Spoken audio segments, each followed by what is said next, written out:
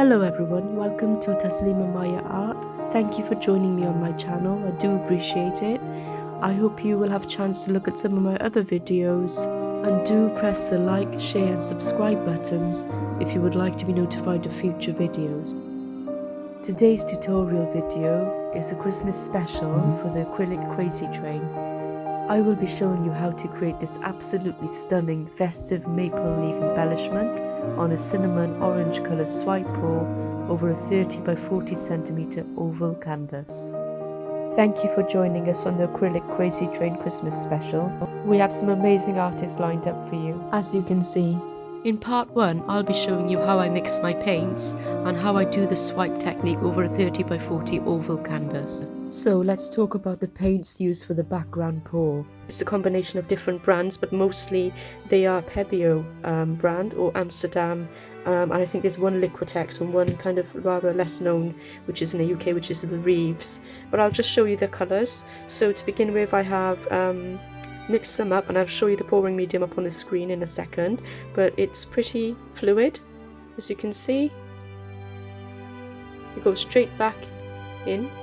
Okay, and this one is actually burnt umber. So burnt umber by Pebeo, which is an opaque colour. And then we have this one, which is an Amsterdam Pyro Red.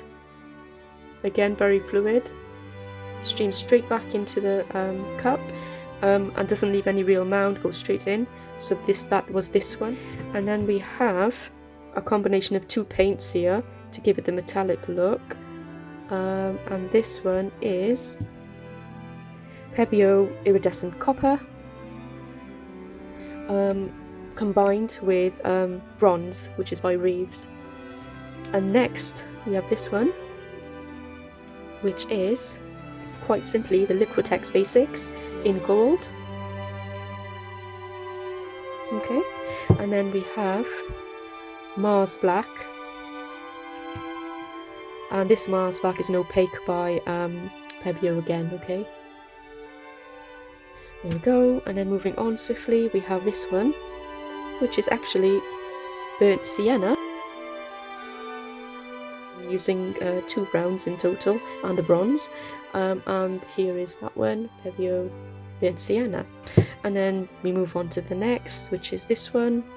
Again, quite fluid, goes straight back in, runs right off the stirring stick, and that one is actually an opaque chrome green hue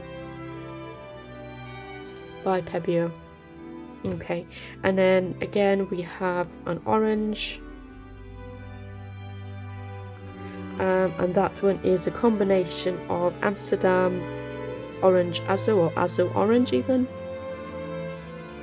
mixed in with Pebeo's Iridescent Orange Yellow, because I wanted a bit of shimmer, and this has got a beautiful shimmer to it.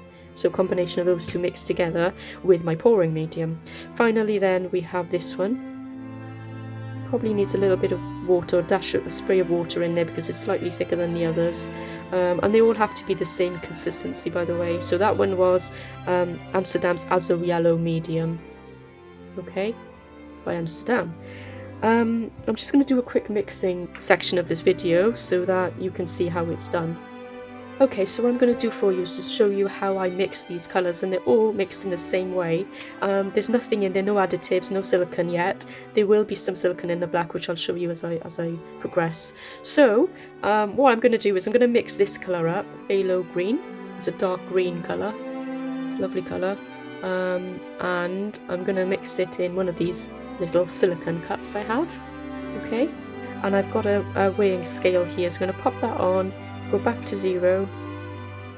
Okay, so as you can see, it's gone back to 0 there, and I'm going to put just some of this in. So that's 0.2, for example, a little bit more. That's still 0.2. And I'm going to put this in. So that's 1/3. I'm going to put 2/3 of this in, so that will be up to 0.6. So from 0.2 to 0.6, which makes it 2 parts pouring medium and maybe a tiny dash more. 2 parts pouring medium, 1 part paint. Now I'm going to mix this up as well as I can without introducing too many bubbles into it or any air into it. So you can see that it's pretty much the same consistency and runs straight off the stick as the others. That's it. That's pretty much how I do it. If I need a bit more, need it to be a bit more thinner to match the other colours, I will just add a bit more of my pouring medium. If I need it to be a bit thicker, I simply add a little bit more paint. Okay, so that's one way of making sure it gets thicker again. So that's pretty much how I've mixed all of these paints, and none of them have got any additives in it or anything else. Okay, so moving on. So we've got our canvas here, we've got it level, and we've got all our paints prepared. And I'm just going to add a little bit of this silicone oil. I've not tried this one before, it's the Montmartre one, and I'm going to pop 2 drops of it into here, and I'm going to just give it a little stir. Let's start with the darker colours, I guess.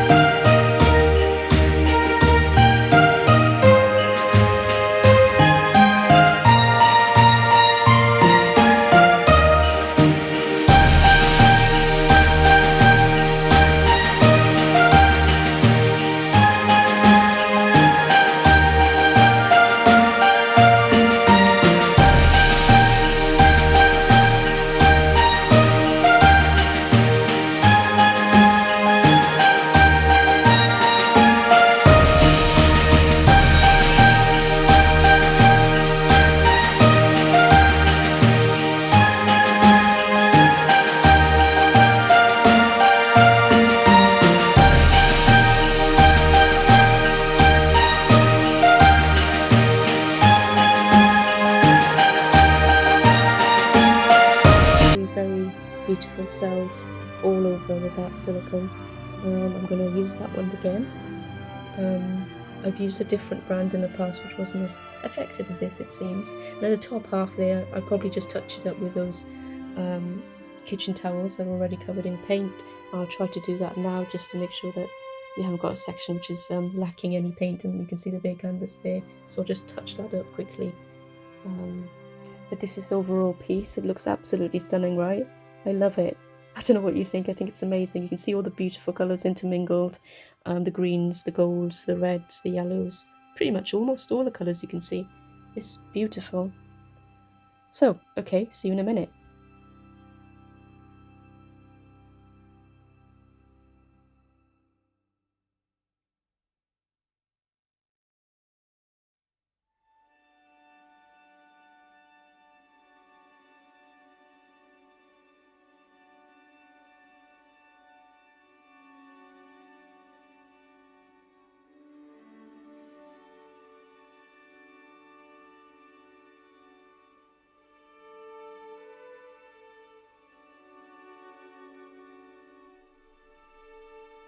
Guys, so here's a close-up of the dried result. Now it's all dry, and we've got lots of cells, but there's still quite a lot of black paint on the canvas, especially around the edges, as you can see. But there's also some really beautiful cells, of multicolored cells, really festive greens, oranges and cinnamon all across. this big oval canvas that we've done, and it's really quite pretty. And I don't want to lose those colourful cells if I do an embellishment, which I am planning on doing. So the embellishment will hopefully be to cover up any of the darker patches. And the reds, they're really quite stunning, aren't they? Look, really love this. With all the cinnamon spice colours on it. Quite stunning. So my plan is to put some beautiful embellishments across this section here, and across this section, and down this section. So what I might do is some branches and some leaves running down the sides of this canvas, and try and not cover up too much of this beauty in the middle and the top there, some of those cells there. So that is the official plan. I'm not sure how I'm going to do it yet, but I'll think of the right medium for it shortly, and we'll get started.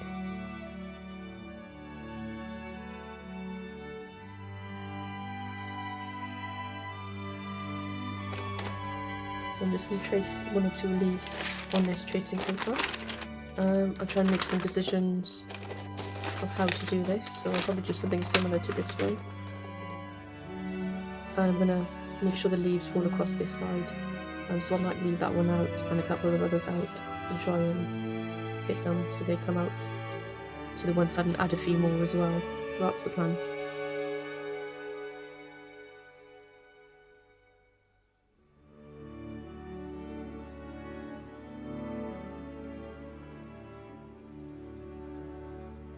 You can see I managed to draw a number of leaves across the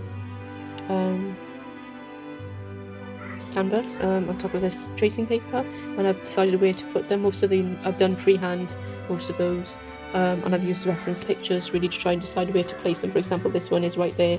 You can see that that's been transferred there. Again, smaller ones I've done freehand, and a couple of vines as well here and there, just to make sure it's interesting.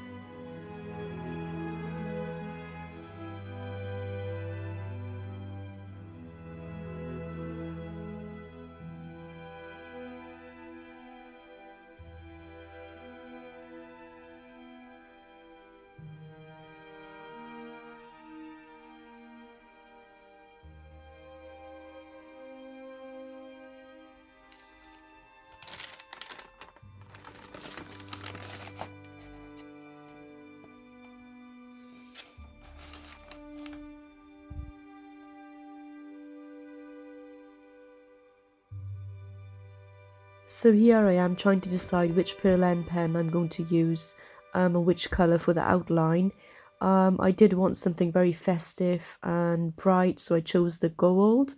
So for this Christmas special, my colours in the background are very autumnal or wintry, with the beautiful reds, greens, and golds, as well as lots of oranges. So I'm thinking cinnamon spice sort of colours. And for the leaves themselves, I wanted something to really stand out against that dark background.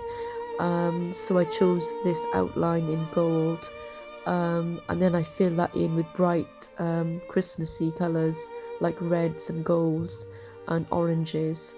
But you can see that in a minute when I start filling in the leaves. But it's really easy to use a pearl end pen, as you can see. You can be very fast with it. And it's just so simple to create something very, very beautiful. I also use this Little Piggy pigments, as you can see, and I use these bright colours such as Boogie, Harvest Gold, Maraschino, Athena and Submarine, but I'll put these into the description box for you as well as on the screen. And I use these bright colours to give it that festive feel. Now, I don't know about you, but I'm beginning to love how this piece is coming together. The background is stunning.